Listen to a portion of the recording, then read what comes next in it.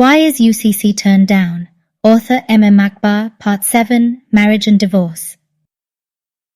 In Islam, marriage is when a man and a woman decide to live together and share sexual pleasure based on an agreement. It is a strong contrast between the man and the woman. Through this contract, they both gain certain responsibilities and rights. However, Islam does not see marriage as a spiritual act or sacrament, as all the major religions in India do. It has no spiritual meaning beyond a contract between two persons in the name of God. It only requires the consent of the bride, the presence of the guardian and the groom, and not less than two people as witnesses to confirm that this contract has taken place. The groom has to pay a marriage dowry to the bride as she demands. Thus we understand that there is disagreement between Muslims and other religions, even in the basic principles of its marital laws. The influence of these basic principles will be present throughout their matrimonial laws. How is a uniform civil code possible for unifying fundamentally contradictory laws? Viewing marriage as a mere contract would undermine the religious freedom of others, and if it is viewed as a sacrament, it will be against the freedom of Muslims. Therefore, for this reason, marriage laws cannot be unified. Islam sees marriage as a contract between spouses to live in harmony and enjoy sex in a way that shares love and mercy. It gives both the man and the woman the freedom to withdraw the contract if the standards mentioned cannot be fulfilled. Islam does not put forward the unnatural and impractical proposition of uniting spouses who are not satisfied with each other by the noose of law. Principles such as those who are unified by God cannot be separated by humans do not exist in Islam.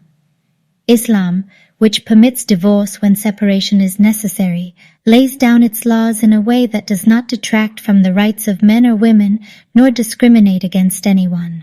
Islam teaches that divorce should result only if the spouse's reasons are severe and they cannot continue to live together. If an ill conduct is found in either spouse which can never be agreed upon, the Quran enjoins correcting it by advice as a first step, and if they persist in not sharing the bed, and if they persist, then disciplining them gently. However, if the dissent between them is so grave that they are unable to come to an understanding, two righteous mediators from both the male and female sides should sit together and try to reconcile the spouses. The Quran says that Allah will restore harmony between them and bless them to continue together. And if that also fails to work out, only then Islam enjoins divorce as a course of action. It is not Islamically justifiable to disclose absolute personal reasons for divorce in front of the court, reveal all the crimes committed by one's ex-spouse to the defendant, or destroy the pride of either spouse with their lawyers' tongues. Muslims feel that there is no satisfaction or peace in having to live with someone whom one has decided not to live with under a court order. It often leads to violence, and the vulnerable woman is further abused. Therefore, Islam does not agree with the view that divorce is accomplished only when the court is convinced. That is why Muslims oppose it.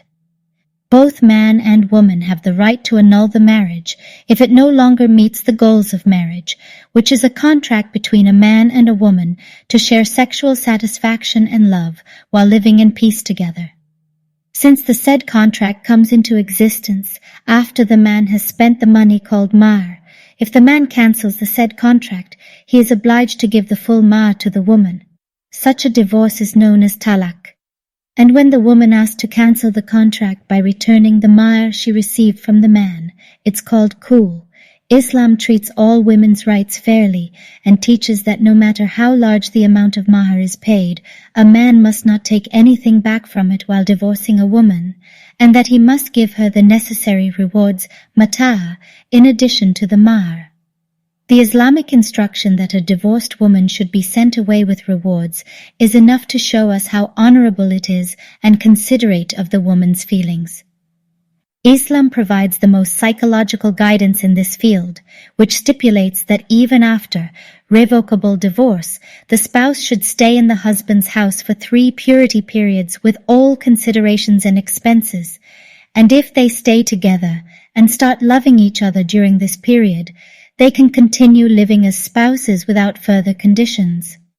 Islam does not restrict any of women's rights, except that it does not create a situation where a divorce can be obtained only after bringing the woman and the man to the court and slinging mud at each other. Islam allows spouses who have been divorced once to reunite if both of them desire to do so. If the spouses thus united break up again, they have only one more chance to be reunited. If the spouses who are married for the third time separate again, then the first husband cannot marry her unless someone else marries her and she is divorced from him without pre-agreement. Thus, 3 divorces were allowed to maximize opportunities for those once married to be reunited. The Quran and the sayings of the Prophet teach that these opportunities should be used 3 times separately. The history of the second Caliph Umar's punishment of a person who pronounced 3 talaqs together shows that Islam is against pronouncing 3 talaqs together.